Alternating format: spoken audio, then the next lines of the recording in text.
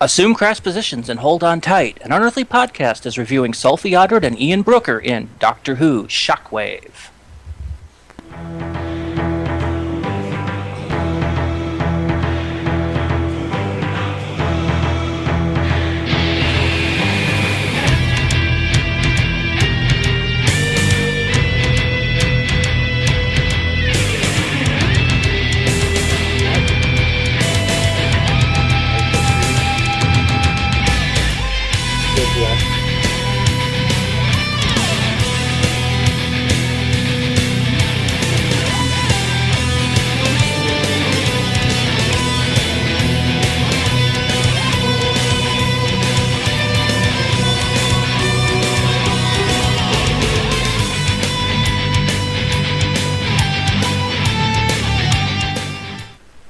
Okay, this is a little weird.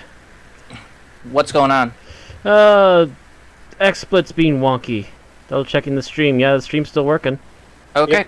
Well, so I don't care. It's out of the way now. Good afternoon, ladies and gentlemen. I'm talking for Bill Sylvia, who's with us tonight, but has a bit of a cold.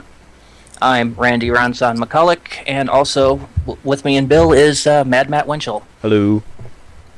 Yeah, so I'll definitely be intending to talk today, but if I mute the mic to go on a coughing fit or something, or accidentally cough on the air, I apologize in advance. Mm-hmm. I will actually say that too. I am not sick, but I was sick a couple weeks ago, and the cough is still lingering every now and again. My allergies are coming and going, but seem to be quiet for right now, so hope that lasts until the end of the episode.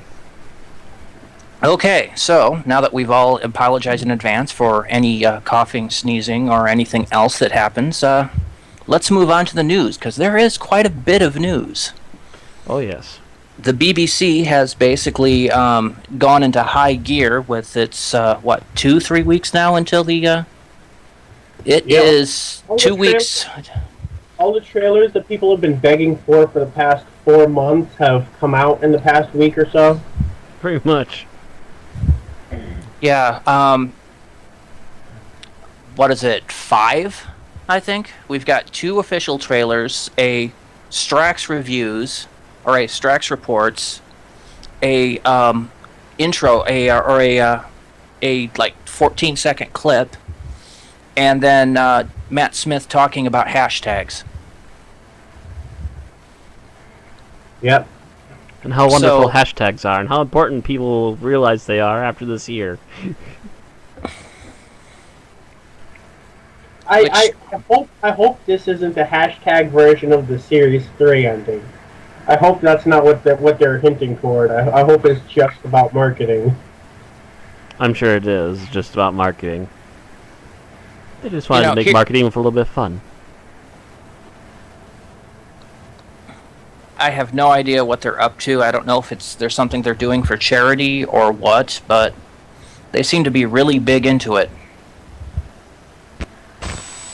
But anyway, the trailers are kind of interesting. We do get to see some of the interaction between Tennant and Smith and John Hurt. And Tennant gets to do his version of the epic line, "You've redecorated, haven't you? Don't like it." Mm-hmm. And the hurt look on Matt Smith's face. The offended look.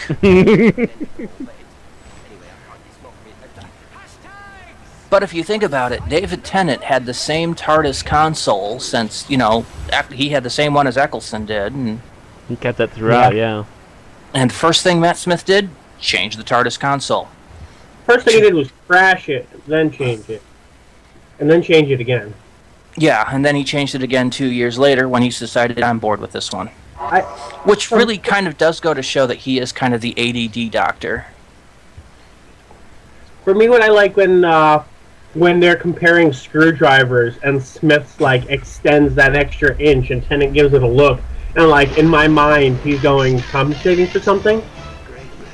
I said, well, no, that is literally Dr. Dick's size there. Because then Tennant tries to extend his too. Yeah, mine is bigger than yours. I'm pretty sure that Pertwee had the biggest screwdriver size. I don't know. Smith's is pretty large. Yeah, Matt Smith's is pretty darn huge. I remember there was a convention video where Sylvester McCoy is mentioning that he never had a screwdriver during the series, and he's like, "Do you want one?" And the guy freaking reaches into a bag and pulls out every single model of sonic screwdriver there was. And he's looking at these, and he pulls this one. It's like, "Oh wow, this is one!" And he hits the switch that extends the claws on. It's like, "Ooh, this one's scary." Oh, I think I see what you mean. I think it looks like the version on BBC is a little bit longer than the one I saw on YouTube. Yeah, either that or I just missed some of the things that were on it. It's possible. There's also, of course, the one that's in both trailers where someone's like, I am looking for the doctor. And David Tennant looks at John Hurt, and Matt Smith is like, well, you've definitely come to the right place then. I found that at least the dialogue sounds amusing. Mm-hmm. Yeah. I will say this much. The dialogue sounds amusing. Yes. I'm not sure if the plot is going to make me gnash my teeth and have to fly over to England and strangle Stephen Moffat. Which it I might don't think still. Will's got any funny lines in the trailer, or that damn it, Jenna Louise Coleman. Damn, I can't believe I'm forgetting her name. Clara. I don't think any lines in the trailer, right? I don't as think far as I'm so. aware, We she see doesn't her know. looking incredulously. We also see Rose with the apparently I've swallowed the vortex glow looking. Yeah. Mm-hmm. So I'm going to see what's up with that. Plus, we seem to be covering the finale of the Time War. Yeah, see, and it's interesting. Like Matt mentioned that, too. And then just between what we're seeing, I'm kind of getting the vibe from at least one of the trailers that Rose is related, like the bad wolf phenomenon is related to the end of the Time War. Which it shouldn't have been. Which it isn't. Yeah, I'm wondering about that. From what I've seen of the parts where they look like they're covering the end of the Time War, it's going pretty much as I suspected it would, with the Doctor having a device called the Moment. Mm-hmm. I'm fine with that part. That part makes sense. It's whatever else Stephen Moffat's doing that worries me. And what do the Zygons have to do with this? I don't know. But they're there, and the costumes look pretty darn good. Anyone else have anything else to say about the trailers? They're all on the BBC's website, www.bbc.co.uk/Doctor Who, by the way. All I'm gonna say is we've got Zygons and Daleks both in that trailer. We were promised Cybermen. I haven't seen any, but we don't know. They could be holding that in reserve. Yeah, they could be Either doing that, or that. they just cameo. Talking about Daleks for ages. Now we finally see some Zygon stuff. And the Zygons were actually revealed first. But Right. But I mean, like they were revealed first, but ever since they started showing any form of publicity, it's been Dalek. Because Daleks are more popular than Cybermen. This is the first Zygon publicity since the initial announcement that they would be there. Yep.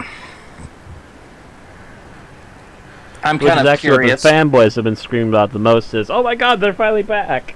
And I believe we mentioned last week that there are theaters throughout the country that are going to be showing this on the 23rd and then again on the 25th in real 3D. Yep. Madison is one of them, Point Cinema is one of them, and depending on how I come out of things on the 23rd, I might be going.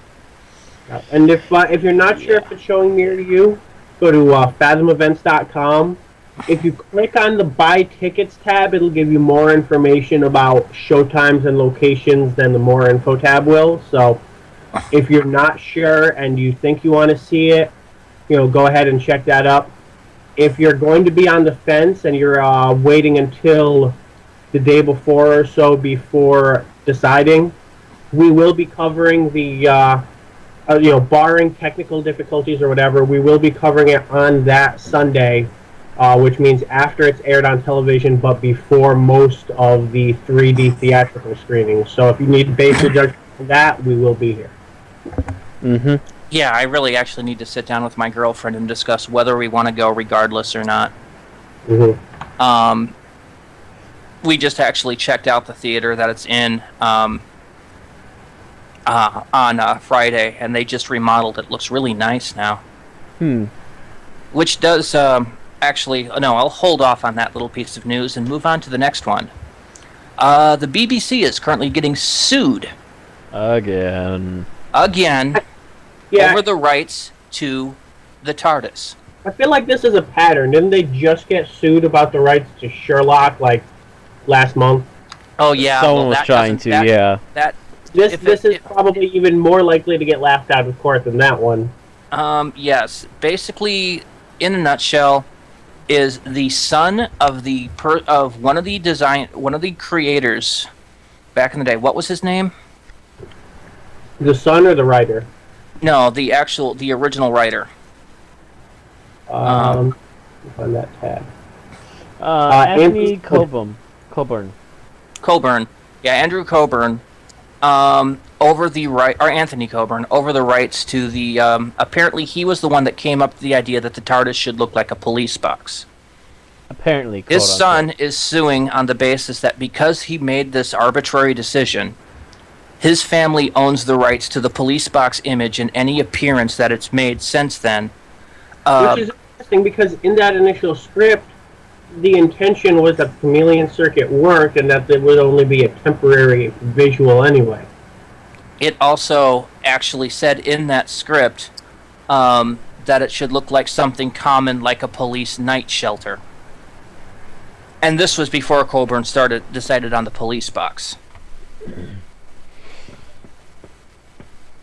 But he's basically saying that the BBC has to stop all rights, or to stop producing any episode, using the TARDIS in any Doctor Who or any other show, and then pay them for every appearance it's made since 1977 when his father died.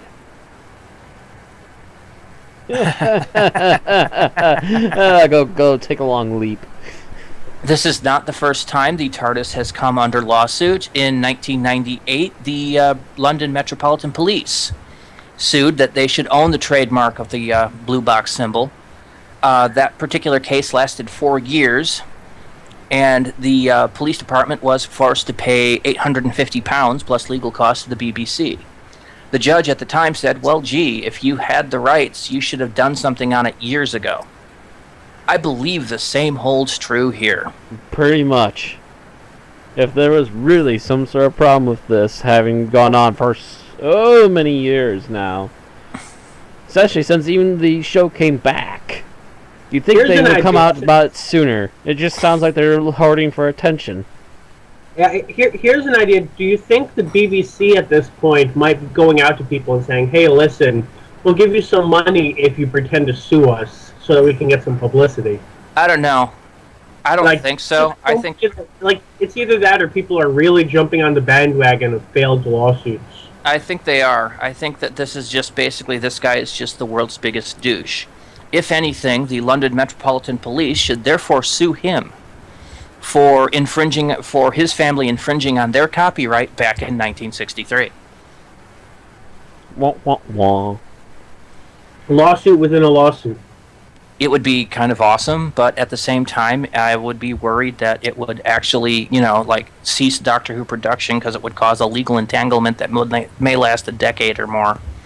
This lawsuit is bigger on the inside. Yeah, it's nice to note the fact that the old police lawsuit ended in 2002, and the new series of Doctor Who was greenlighted in 2003.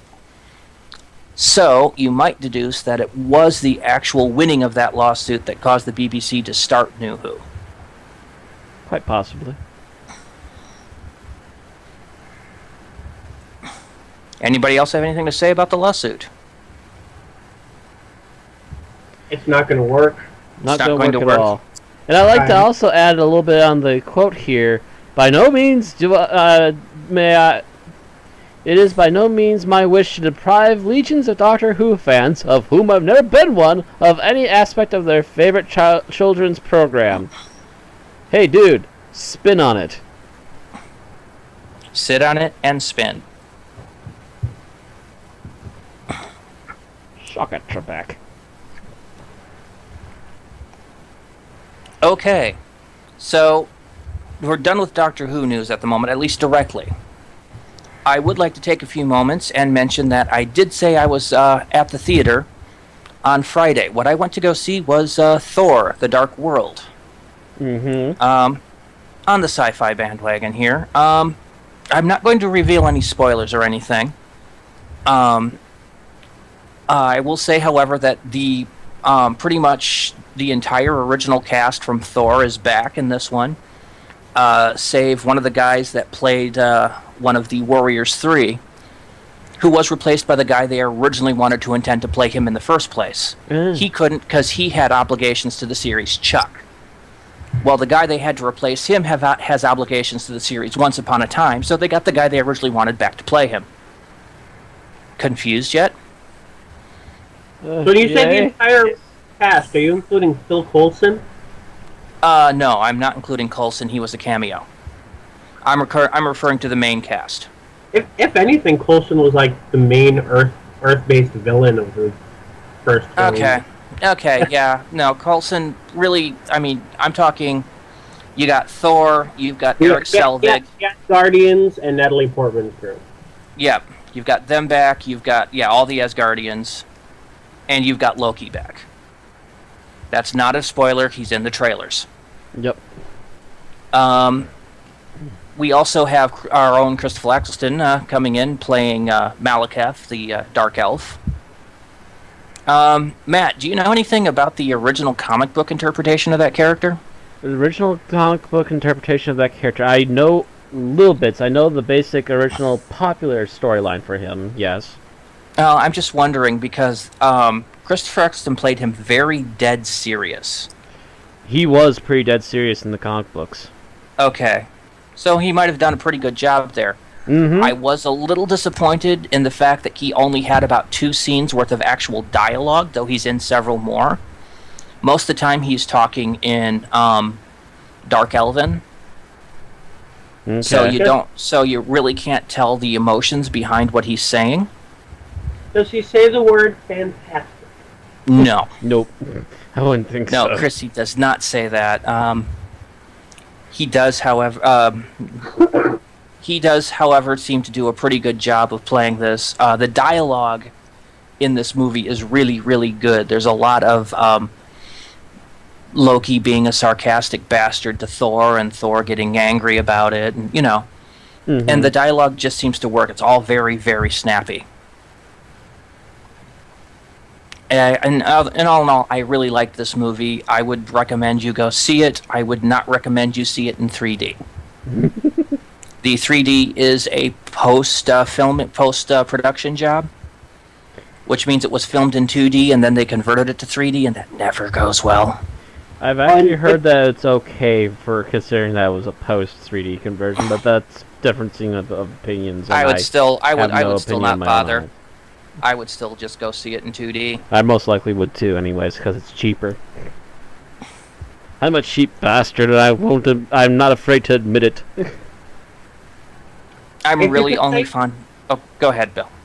If you can say anything without spoiling, do they do anything to really address the fact that at the end of the first Thor, Asgard was allegedly cut off from Earth, and yet since then they've obviously managed to have traffic between. It's a minor spoiler, but it's not really a big plot reveal, so I'll go ahead and say it. They've built a new Bifrost. Oh, okay.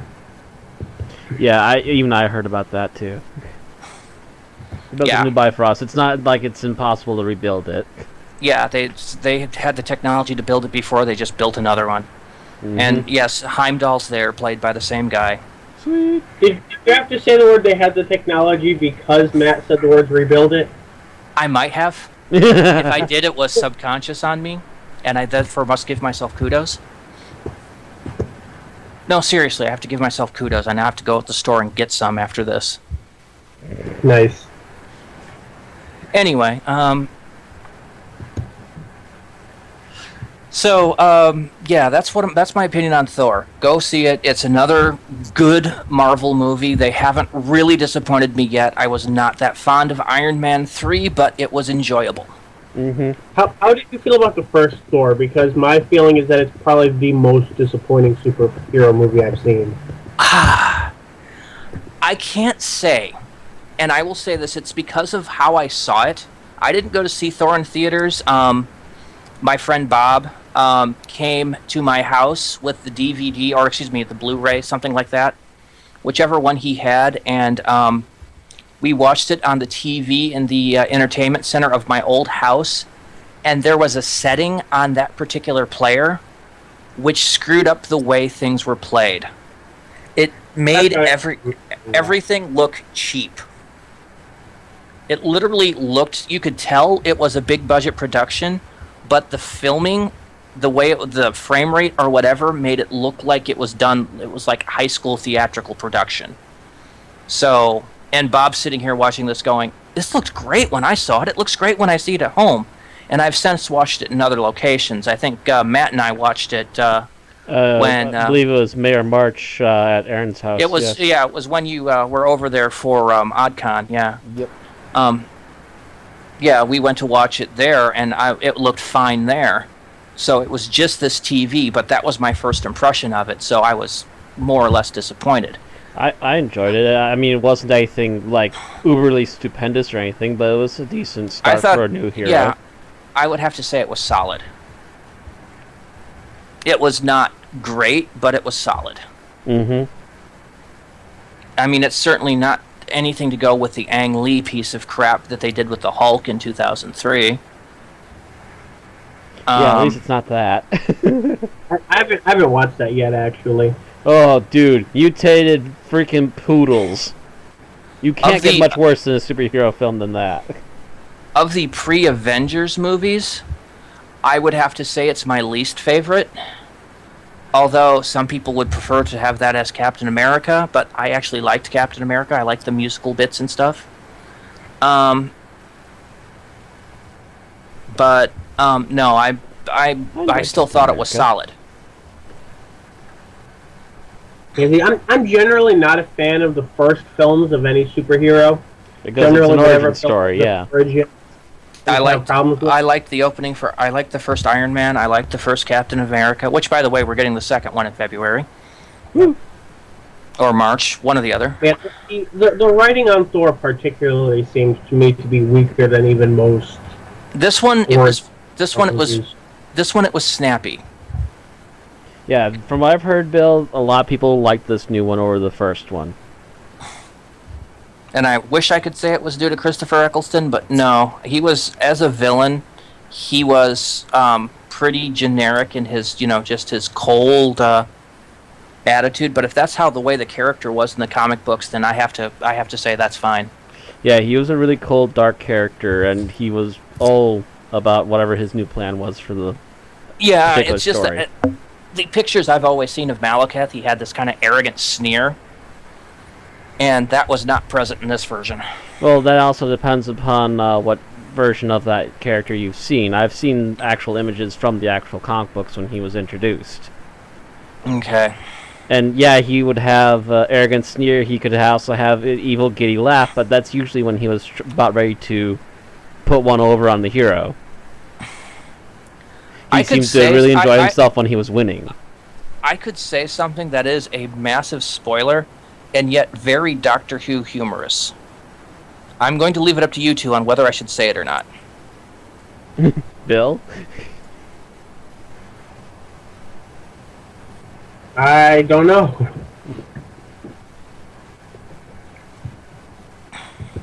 This is the part where YouTube video where you usually have to click to skip. Yeah, but we really don't. Master wants that. If you are you guys worried about it? Because if you are worried about, we could basically say mute your speakers for X amount of time.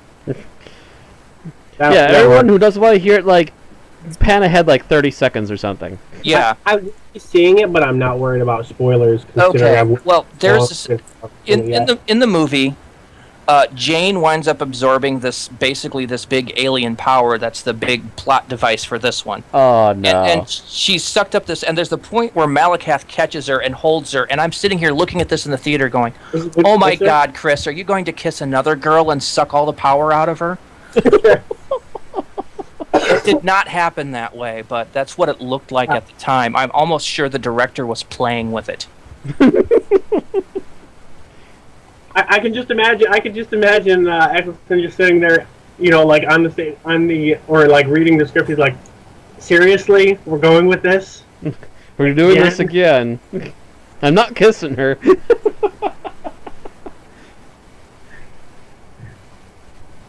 But it didn't go that way. It just kind of hit me as that level of amusing at the time. I almost said that in the theater, and I didn't. Okay. So I think we can move on now. Okie doke. So to the main feature then. Yes. So first of all, I think we're going to talk about the era and the Seventh Doctor.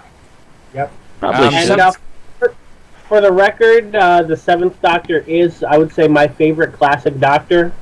And the Seventh Doctor era is, at the very least, it includes one of my tied for the favorite season of all time in Doctor Who, tied against New Who Series 4. Can't speak of her. Yep.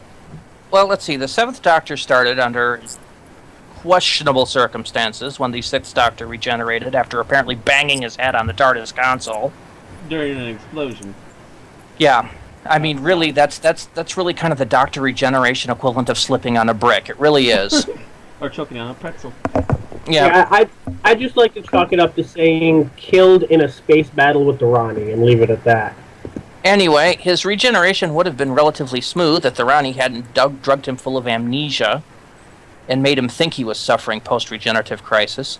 I mean, seriously, he went from being out of it to himself in about 10 seconds of talking a bit about what he wants to do and then goes, well then, where am I, who am I, and who are you? And then he seems to remember everything. He would have been cool at that point if the Ronnie hadn't knocked him unconscious and drugged him. Mm-hmm. But he gets over that. He goes on.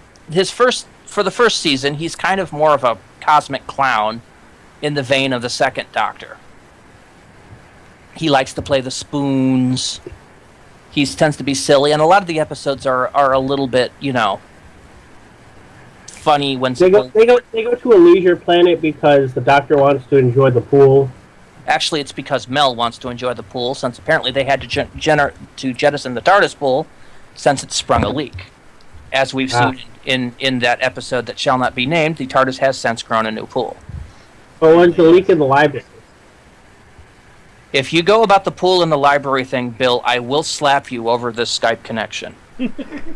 We will reach to the internet, Bill. I will reach to the...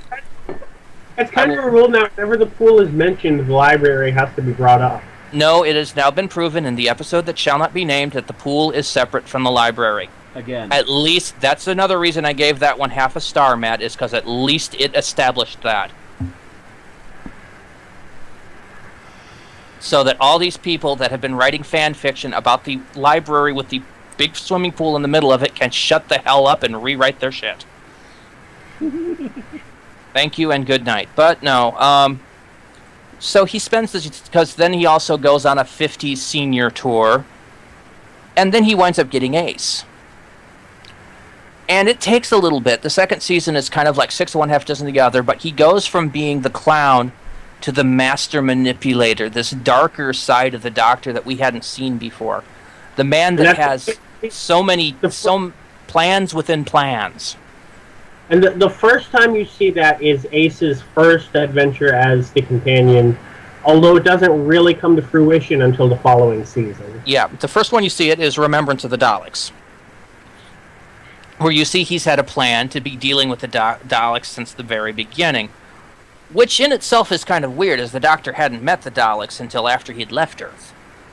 So, WTF there. But then there's a odd episode, and then there's Silver Nemesis, and then there's another odd episode.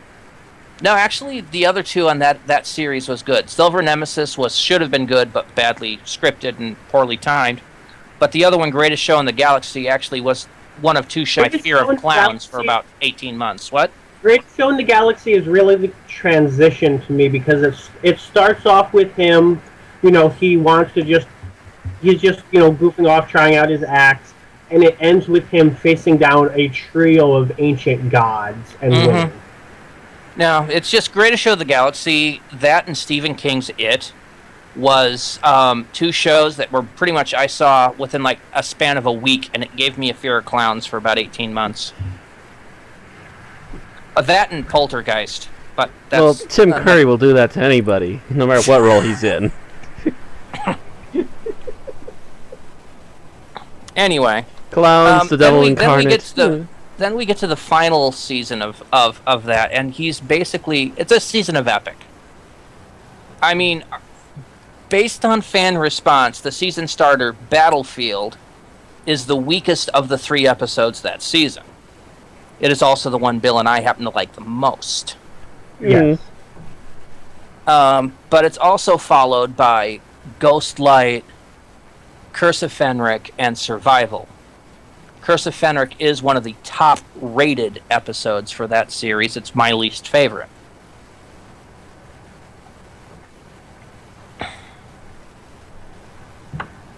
I pretty much love most of the... But mind you, by least favorite, that's like saying, you know... It's like, of the top 3 flavors of ice cream, strawberry is my least favorite. It doesn't mean if somebody puts a bowl of strawberry ice cream in front of me, I'm not going to devour it and enjoy every minute of it. And just for comparison, the styles of the Seventh Doctor to the New Who, I had some comparisons ready for Eli, but he doesn't seem to have been able to make it today. But first off, the episode Family of Blood was the first part of that. Human Nature, Family of Blood was originally a novel written for the Seventh Doctor. Was it Seven and Ace or Seven and somebody else? It was Seven and... I think it was Bernice Summerfield, actually. Okay, so it's Bernice's. And also the episode, The Satan Pit. For Sylvester McCoy, that episode would have been called Tuesday. Another ancient malevolent force from before. Oh, God. How many things have I faced now? So many. Just so many. You're echoing, Bill. Am I? Yes. Grab my headphones. Anyway, and then, of course, just as things were getting good, it got cut short. There was stuff that they were planning for season 27, 28, but depending on who you talk to was how far along the lines they were in developing that. Apparently Andrew Cartmel had a plan, but he was not the one fully in charge of things, so... Yeah, so those plans what could he have was been thinking nixed. with a little grain of salt. The Seventh Doctor is also the first Doctor to have a long... was the first one to have first ongoing novel series, originally by Virgin Books and later by BBC. And he was the reigning Doctor, I guess, even though he was no longer in major production, from 1987 through 1996, where he was also featured in the ill-fated Doctor Who TV movie that was the BBC Universal Fox co-production, where he handed the reins over to Paul McGann. And then Paul McGann became the big figurehead for many As years. he stepped out of the TARDIS into the middle of a gang fight and died from gunshot wounds. And because he was sent to the hospital and the heart surgeon therefore tried to do a pulmonoscopy and fucked it up because he was 2 hearts.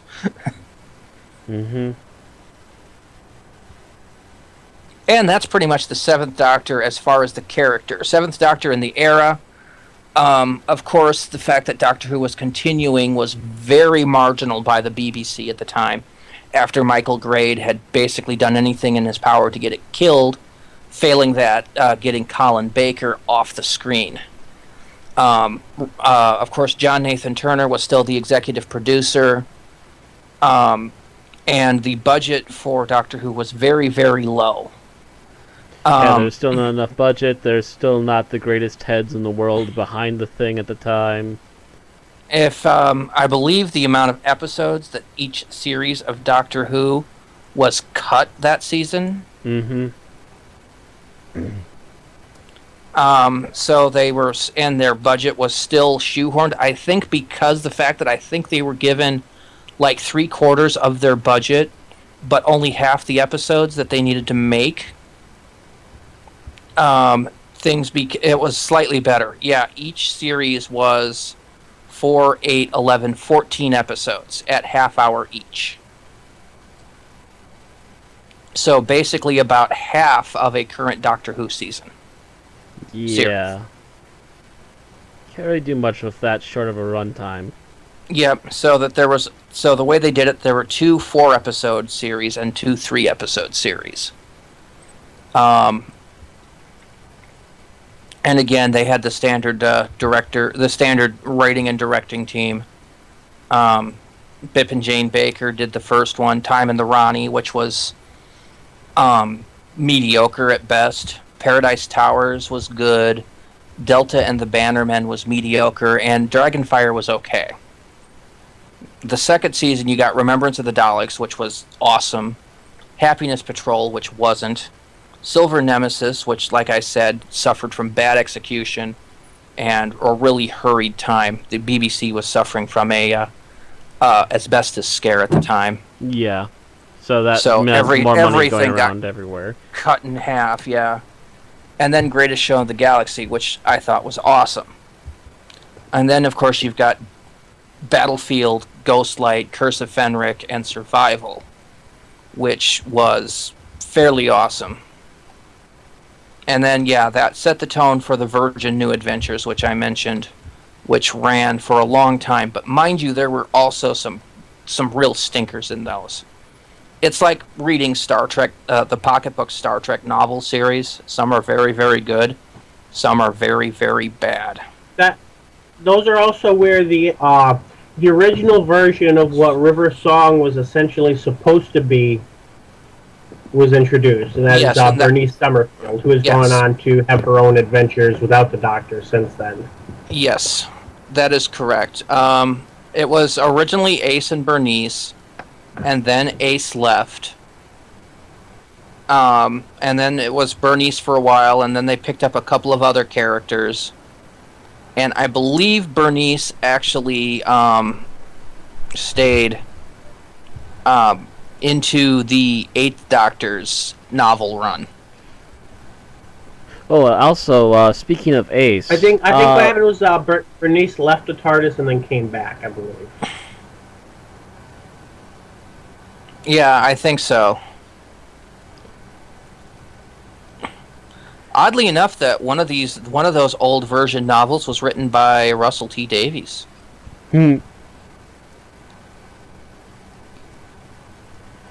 As I was saying about, trying to say earlier, about Ace, we were talking about how they supposedly had a lot of plans that would have gone on after the series was canceled. And in fact, some of it may be at least a little bit true, because a lot of the stories that they had talked about have now actually become Big Finish productions. Well, including the story plan of making Ace into a Time Lord. That was part of the Cartmel master plan, but again, they really didn't know if they were going to do it in the series. It was a possibility. It was something they had been bantering around, but they had nothing set in stone. Well, they apparently had enough set in stone that they made an audio out of it.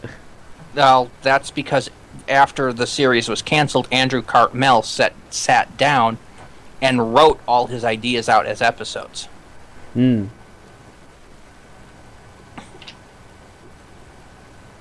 But the fact of the matter is, it is, in at least some format, still out there, the possibilities of what they could have done. Him and Mark Platt, anyway. Mark Platt is also the guy that was responsible for the Virgin book, Lung Barrow. Oh, Lung Barrow. That's one that people tend to kind of go, ooh. Yes. And that's one we talked about a bit, I believe, during our Ghostlight review. Yeah. It's one of those that makes me twitch, because I read it and it's just... That doesn't quite work. Yeah. It's an interesting idea, but some of it doesn't quite work. Yeah, especially with what we know of Gallifrey and the Time Lords from the new series. In particular, that kind of thinking was abandoned. So, That was, and then of course, once Paul McGann took over, he pretty much became the focus of the novels and stuff. Also, at the same time, while the hiatus was going on, Sylvester McCoy and Sophie Aldred did a series of audio or video for Bill Baggs called I believe they were all audio. The Professor and Ace, or later the Professor and Miss McShane, because it was the Dominier and Alice is what it became after they were forced to change their name. Yeah, because the BBC said no. And it was The Adventures in Space and Time, I believe. Mm-hmm. Was the name. And then, of course, Sylvester, along with Colin, was one of the first to jump on the bandwagon when Big Finish came along. Mm-hmm. And he's been doing Big Finish audio ever since. Yeah. Much to everyone's enjoyment so far. Oh, yes. And Sophie Aldred has pretty much been with him for the ride as well. Yes, yep. And occasionally Mel. She's done a few, too. Oh, yeah, she's been doing a few here and there, apparently. Mm-hmm. And I believe that pretty much covers the Seventh Doctor era. This one is a future clip, so we don't have a historical fact and fiction this week. Yay! In some respects. It could have been useful to cut out the episode, but it's also... Do we know anything about Captain Owen? What's that? I said, do we know anything about Captain Owen's real history? No. No? It's probably mostly just for this new story. He was a space captain. He traveled. The end. He got back to his family. Oh, and I should mention, just randomly offhand, by this time of the month, most episodes of Destiny of the Doctor had been released, at least since we've been following it. The Time Machine is not out yet, and I am caught up with the series and waiting for that to come out to know about how all these plot points are running. Yeah, I'm thinking I'm short on the 10th at the moment. I've been kind of holding off on that one. I've been pretty much listening to them by the week that we need to listen to them. Okay. I happened to actually catch this episode yesterday because I had to reformat my MP3 player, and, well, gotta put everything back on it. Might as well add the Doctor Who adventure I need to listen to for tomorrow. I listened to this about a week ago, and then I listened to it again this morning just to catch up on it. I didn't miss much. So, onward to the episode. Yep. Who wants to do a summary? Go ahead. The Doctor and Ace show up on a planet where the star is dying. I believe they were actually on the space station, weren't they? I'm not. I got the impression it was the planet, but the entire system it wasn't very far from the evacuating. space station. Yeah. Might have been the station, and as usual, particularly with this era, the Doctor knows why they're there, and Ace doesn't. Yep. So Ace's first thought is that they're there to stop the star from dying. However, the Doctor mentions that it's impossible. They do board the last ship that's evacuating, and they manage to, simply by mentioning that they're from Earth, manage to convince the captain that they're part of essentially a diplomatic team that has been sent to deal with the crisis. In the meantime, there is a doomsday cult going on outside, and one of the members appears to have second thoughts and decides she wants to survive anyway. Ace then gives her transport onto the ship and lets her stay in her room. The Doctor then reveals that they are there because they need to pick up an artifact. He does not mention the origin of it, but he does say that it is basically his, and that this is the only point in history where its actual location is known, and therefore the only place that they can actually pick it up from. I believe it's at this point that they reveal that he was sent by the 11th Doctor, yes? No. No? Nope. No. Nothing about the 11th Doctor comes in until like the later half. And he was not sent there by the 11th Doctor. Nope. He thought he went- He was sent there to steal. He was there because he was wanting to steal something. The right, voice but of he was there to steal that because the 11th Doctor had sent him, wasn't he? Nope. Don't know what you were listening to. He had mentioned something about the fact that it spoke to him. Yeah, it was essentially sending a psychic message out to him, which is why he was coming after it. Right, which the psychic message was left by the 11th Doctor. It wasn't really so much of a message as an urging. He didn't receive any specific vocal instructions. Mm-hmm. So he was sent there by the 11th Doctor but didn't know it yet. Yeah. Technically, yeah, I guess. And apparently, also, they mentioned later on that this is not the first time he's come across one of those things.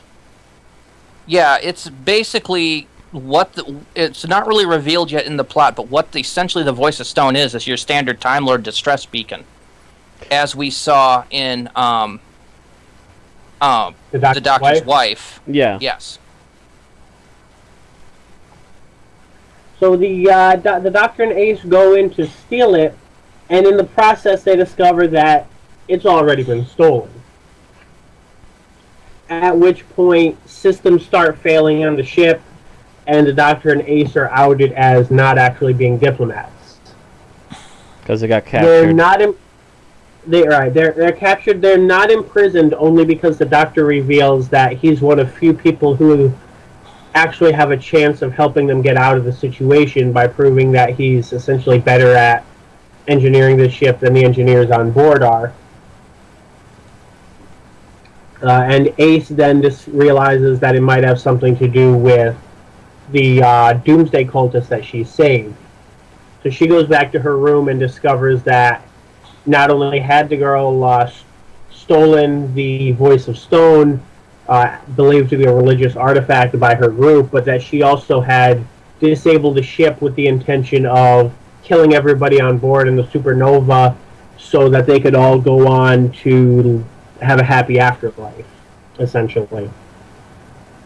So Ace talks with her and raises a few points that the Doctor's had, that while one group might make one decision about whether they believe in that sort of cult, they cannot choose belief or non-belief, and therefore life or death for everybody else around them.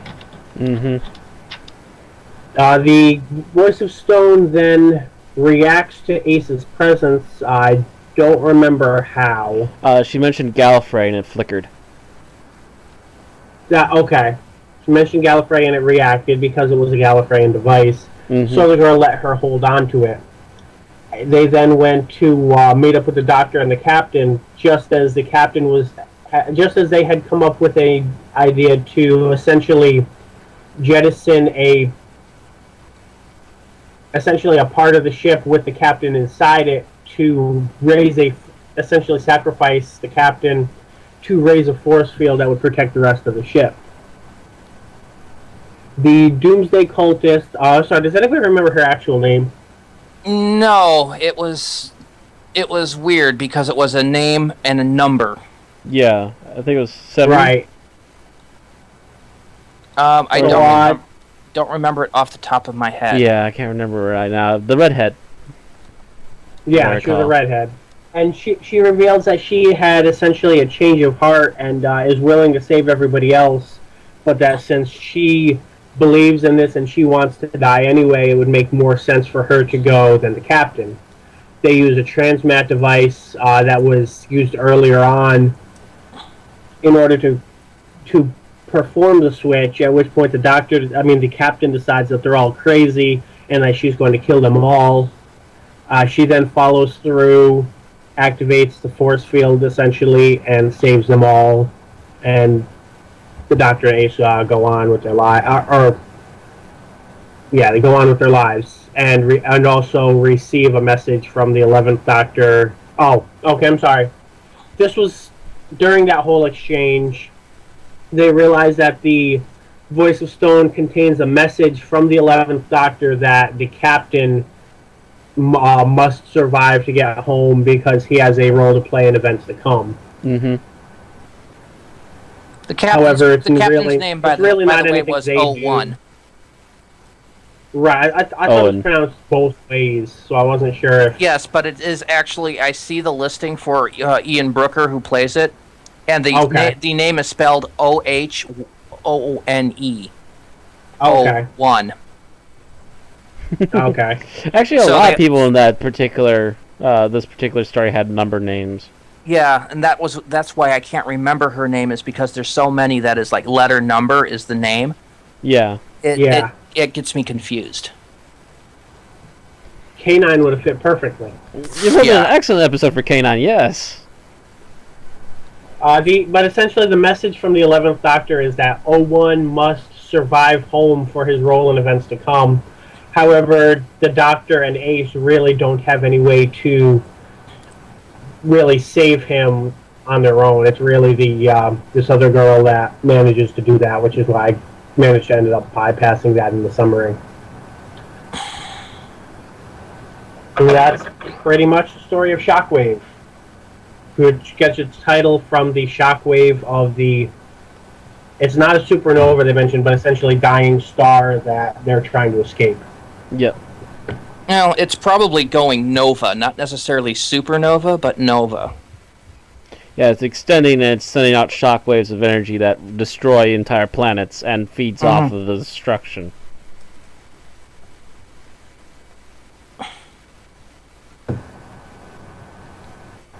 Yeah, a nova is a white dwarf star that explodes, so... There are different ways for a sun to die. Yep.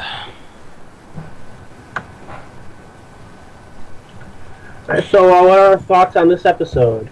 I liked it. I'd say it's pretty darn good. Yeah, I liked it. I liked the feel of it. I think Sophie Aldred did a very good job. Mm-hmm. I think she did a very good job. The only difference is that, as you mentioned, well, while we were talking off the podcast, between her own accent and the fact that her voice is very different from Sylvester McCoy, to me it really came off as more Scottish Sophie Aldred than the Doctor, which it just tended to amuse me while listening to it. But yeah, for those of you she that definitely haven't did well with what she had. For those of you that haven't heard Sophie Aldred speak normally, her ace accent is her actual accent. Mm-hmm. So, yeah, it's really, really thick. Whereas the Seventh Doctor had a Scottish accent. He was the first He was Doctor to have a different accent. he had a Scottish accent that was slightly tamed by, British acting theater, but he still went through and, had the roll of the R's. Yes. Which Randy mentioned to me that he heard in this adventure. I didn't. I heard them too. So you're outvoted 2-1. So they might have been. Less They're not as pronounced extreme as they would have been if it was actually Sylvester, but I did hear them. Yeah, and every now and then Sophie would say something that I would have thought Sylvester McCoy would have said differently. But every now and then Sylvester McCoy said something I thought he would have said differently. Right. So I don't know. I think she would know him better than we would. True. But she's at least trying. It's not like she did everything in her base accent. Yeah. No, definitely not. Yes. So she was at least putting forth some effort. The writing in this I thought was very good. They tended to get this. They tended to get the whole feeling of pending apocalypse. Right. Pretty darn good. As for the acting, Aldred also did a passable job with. I'm gonna have to look her name up. But, I've been looking for it. The second female character. Yeah. She managed to play that fairly well. She put on a separate voice and everything. Yeah, she did put on a second voice, which was a little more bubbly sweet and overly innocent for the psychotic character that really was.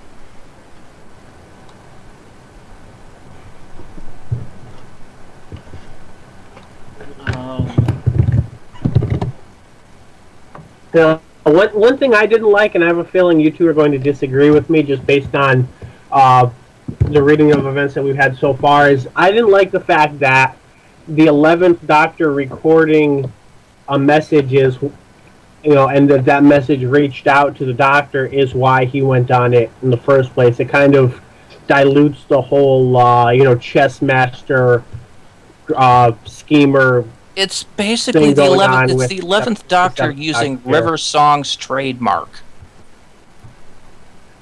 Here, let me bring this item back in time to perform this massive mystery that my seventh self goes to check out, and it turns out to be a message to him from me. I mean, really, the 11th Doctor did everything but started out with "Hello, sweetie." Kinda, yeah.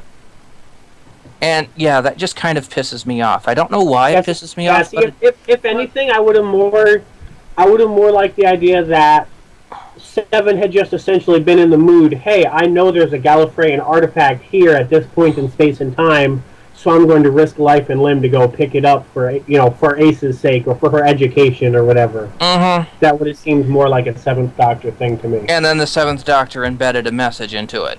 11th Doctor, yeah. Or the 11th Doctor, yeah. It's like, I know you're going to be here at this point right now, and I need you to do this. Yeah, that would have been a little more clever way to go about it. But even for that, what we got is still not, horrifically bad either. I mean, yeah, at least it's not... At least it's a artifact that's supposed to not actually kind of exist because people tend to think that it's just a legend. But it turns out it does exist. Whereas compared to a giant message, which is supposed to be a message from the beginning of time, yeah, that's something that everyone can find and everyone notices.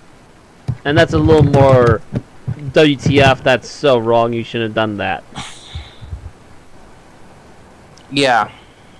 This one is at least a little more obscure and apparently somewhat forgotten by people. Except for one group of cultists.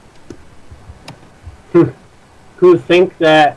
I don't know. They didn't really say what they think it is, but I guess they thought it was a stone that was somehow dropped. that somehow was speaking about things that they couldn't begin to understand, and then they tended to believe more recently that the stone was trying to warn them of the fact that the sun was going to explode and kill them all, and that they should all embrace it, because then they'll become pure energy or something and go off elsewhere to another higher being.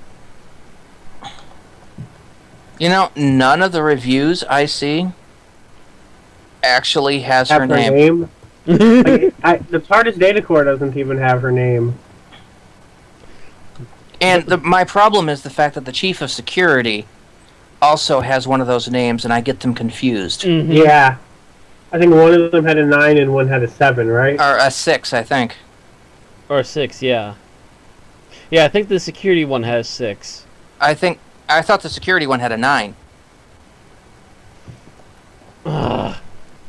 I thought one was like K6 and the other one was like D9 or something like that.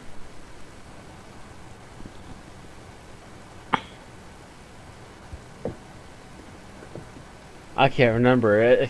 Again, I listened to this yesterday, not today.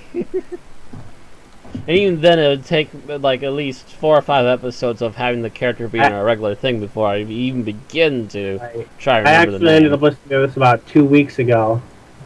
So. What is a Clockwork Orange doing in a search for this? Anyways, yeah, I'm getting weird results for this search. Oh, I have to ask, Tarsus 6. That name sounded familiar to me when I first listened to this, and I'm trying to figure out why. That does sound familiar. What's that? Sorry? Tarsus 6. The name sounds familiar from something other than this, and I can't quite place it. Tercerus. Which would be from Curse of Fatal Death. Oh. A reference to Curse of Fatal Death? I don't know. It just might have been coincidence. A coincidence or a slip, either way. Either way, what a twist!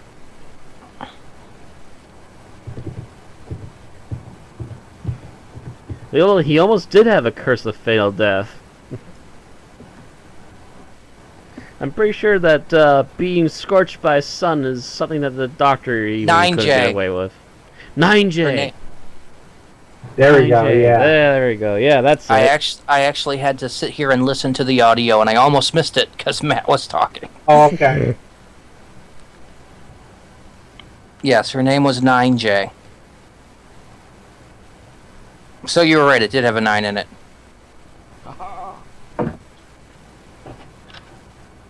So I will admit, I'm the first one to admit I'm horrible with names.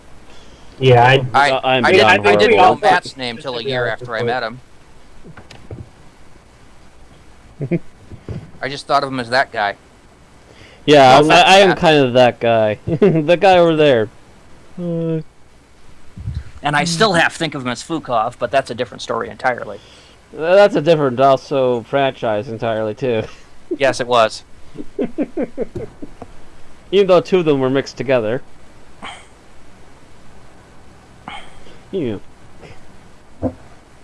Oh, God, what was that show? It was a fan-made thing that combined Fan parody, yeah. I'm just Yeah. trying to remember what it was called. I couldn't remember. It was a foreign one. That's all I can remember. Yeah. And it was Star Trek and Deep Space Nine. No, it was Star Trek and Babylon 5 Yep. fan parody. And there was a character in there called Fukov, and he looked just like you. He did, Matt. You can't argue it. It's not that. It's the fact that because that name kept following me for the better part of a year, and then I started hearing it in the background every once in a while. I was like, what? You gotta be kidding me! I'm hearing this name now. Star Wreck and the Perkening, that was it. Star Wreck. That's it. Yeah.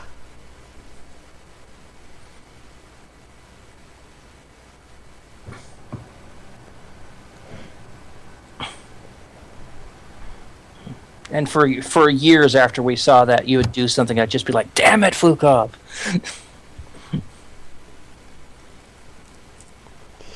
I believe my temporary nickname lately has been Nail, hasn't it? Yes, I've been referring to you as Nail. Only usually at the con, though. Yes, Lord Guru. Nail, help me with these wires. Nail, start up the DVD. Yes, Lord Guru. Al, why can't I see the Doctor? I see no TARDIS. Trying to bring it back around. Yes.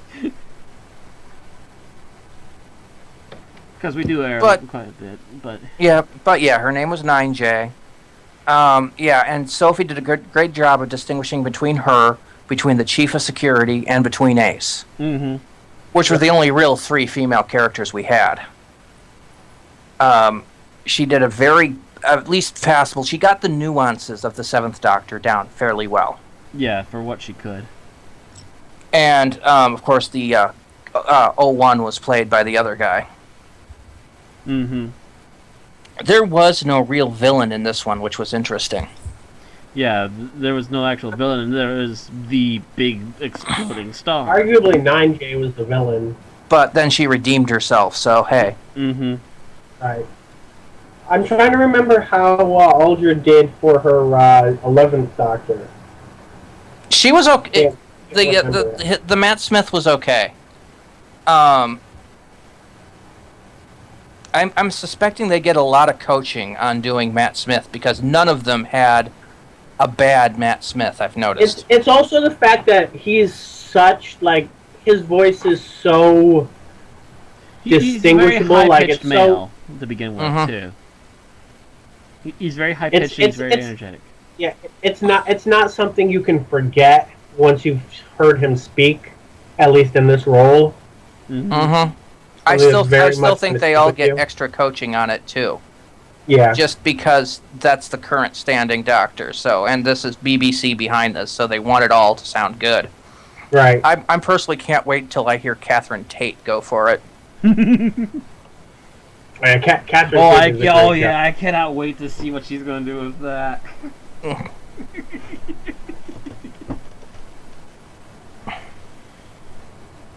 Yeah, that's going to be interesting.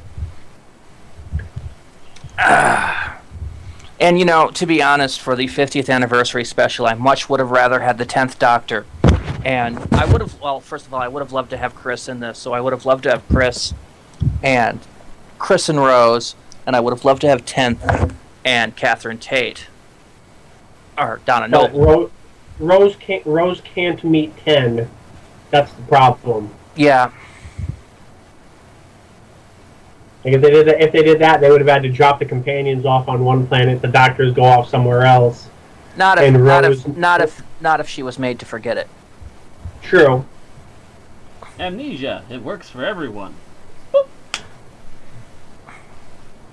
Because even now, you're seeing Rose is seeing a future where she's not with the Doctor, so that's going to be kind of interesting. Yeah.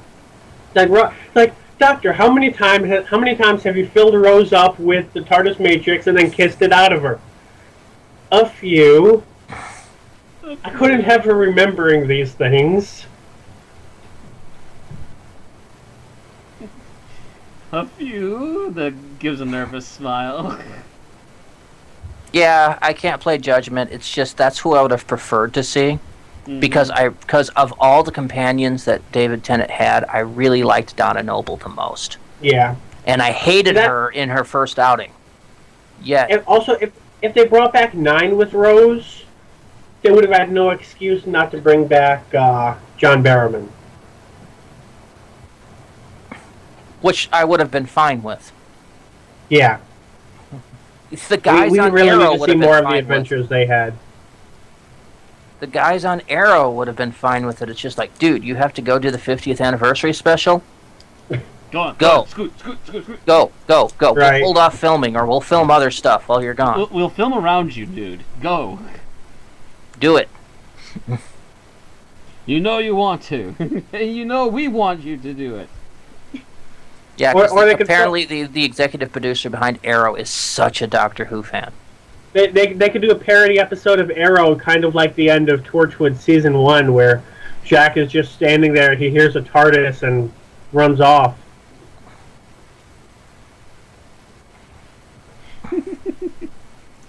Nah. But still, it's, I would have loved to have seen a few more people in this upcoming special, besides Tennant, Rose, who, honest to God, I'm sick of Rose. And I hate all these rumors that Paul McGann is secretly in it, and they're just keeping it under wraps. Because I know when that happens not to be true, I'm going to be disappointed, even though I know it's not true. If it happens, I'll be excited, but I'm not going to expect it. Yeah. Right. It'll be wonderful. It'll be fantastic. But I really have very little faith. Like I just don't want to be thinking about the fact that he's not in it when I start watching it. I want it to be able to be out of my mind, and the rumors that he's in it do not help that. I would love to see him and Chris cameo. Yeah. At the very least, cameo. And if they are, I will be laughing my ass off, Right. I will be going, I will be clapping my hands, and, I'll be patting Moffat on the back for that, while still wanting to kill him for the plot. We'll see. Even if it's just in the, you've certainly come to the right place scene. Mm-hmm. And then, have a whole bunch of people, even if they're just extras or something, if we can't get a good look at them, coming out in the Doctor outfits. Kind of like what they did with the last episode. Oh, you know what we did not talk about, by the way? The lady in the 4th Doctor scarf.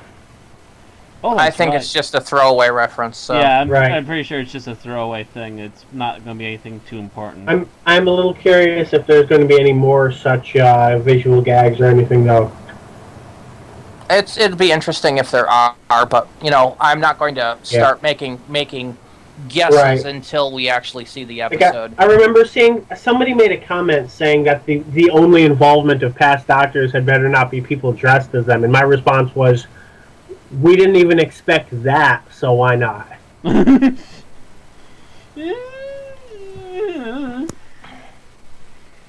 The various possessions of the Doctor have been scattered through time. Find them all as a special extra for the Doctor Who 50th anniversary.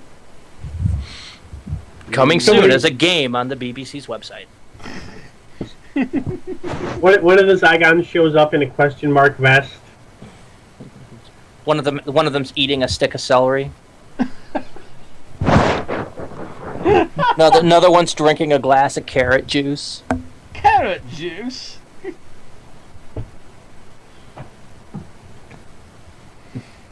There's a Doctor wearing a Panama hat. Not a doctor. Dalek. Sorry, I said a Doctor. A Dalek wearing a Panama hat. Yeah.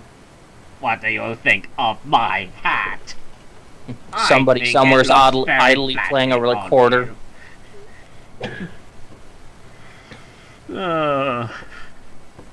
What not to wear? The Daleks. Do we really have anything else to say about Shockwave? We don't seem to really have anything to bring up about it. We liked it. Good. Oh, the music. They also brought back the 7th Doctor music again. Yep. Didn't notice it for the 6th, but we did notice it for 5th and 7th now. Mm-hmm. It was there for 6th.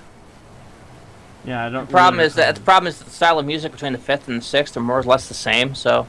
Yeah. I just really didn't notice it on the last one, but I really didn't like that story. Yeah, like I remember last week, every time I, mentioned the directing or the sound design, the responses were essentially that there wasn't any. Yeah, I think the only scene I remember it in was the climactic battle with the bad guy, but I was already so pissed at the episode by that point. Well, there's that. I think they also had music for when they're about to get swallowed by the bullshit. Yeah, other than this, I don't have anything to say, because this was a very well put together, well performed episode. Well, audiobook. Audiobook, yeah. So there's really, other than, Yeah, it's well done. done. What can Bravo. you say other than it's darn good? Well done, Sophie. Very well done. Well done, James. Well done, Ian. Ian, Well done indeed. Yeah, it was James Swallow wrote it, and it was performed by Sophie Eldred and Ian Brooker. So well done. When I was a kid, I would always pronounce that name Ian. Even when you watched First Doctor episodes late at night? That was when I learned it. Ah. But mind you, I read First Doctor before I saw First Doctor. Because, I saw First Doctor first, but it was a later Doctor with Stephen and Dodo. Oh, okay. And then I started, when I started watching in 85, I think we were on 4th Doctor, mid to late 4th Doctor. So I had to go for 4th, 5th, and 6th, and I think maybe the beginning of 7th by the time they got there, before we went through and we did 1st, 2nd, 3rd, etc. Again. Yeah, but I think it was like 4th, 5th, and the start and middle of 6th, because I think it was like 86 or early 87 when they went back and started doing it all over again from the 1st. But regardless, it was, that long before I saw the First Doctor, and I started collecting audiobooks. I started collecting Target novels in the fall of 85. I collected some from used bookstores in town. And I'd always seen the name IAN and thought it was Ian. And then it took me a little bit after watching, the original ones to match up the name IAN with the name Ian. Ah. But once I did, it became synonymous in my head.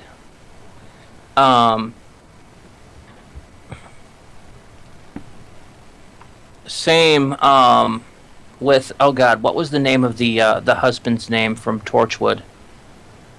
Reese. Reese, yes. It was spelled like RHYS or YS, something. which is how it's spelled in Welsh. the Sega Genesis video game Phantasy Star 3 had a main character by that name. You never heard the name said. It was the Genesis. So I'd spent most of my teenage years thinking it was Riss. I probably would have said Rice. And it was only Torchwood that actually sorted that out in my head. Because, of course, I think of Reese as Reese, the same as the candy, Reese's Pieces. Right.